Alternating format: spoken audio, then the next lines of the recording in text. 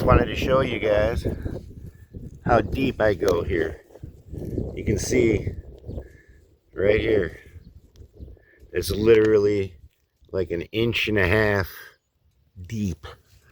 It's called tildering. I don't want deep tillage here, so I do just enough to break up the surface, the top surface, to be able to plant and put nutrients in. I never do deep tillage. That's how this entire plot is. It's only about an inch and a half deep tillage on this. And this field has been underwater this entire spring. And I just now got into it. There were some rows that could be a little bit drier. Like a rule of thumb, if you can like cause it to smear in your hand like that, it's usually a rule of thumb that it's still too damp. However, it's hit or miss here. So there's enough dry stuff that it made it a good mix for it. Because usually if it's too wet, you'll end up with these like clumps and they turn into like cement, basically, rock hard. However, we were able to get good timing. I wanted to try it because we're supposed to get some heavy rain tomorrow, and then it would have been way too wet for me to even get into it. So I want to show you something here. Okay, this side of the field is always more wet. Okay, it's always more damp.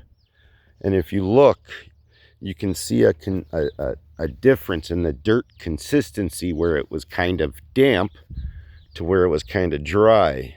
And you see how the texture changes? See how smooth and uniform? That side of the plot is always a little bit drier. That's why that happens.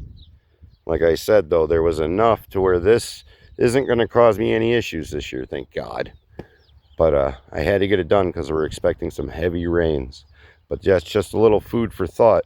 What can happen if you till a little bit too early is you can get these little rock hard dirt balls, and they could take two full seasons to be able to break back down. But you see the difference? See how smooth?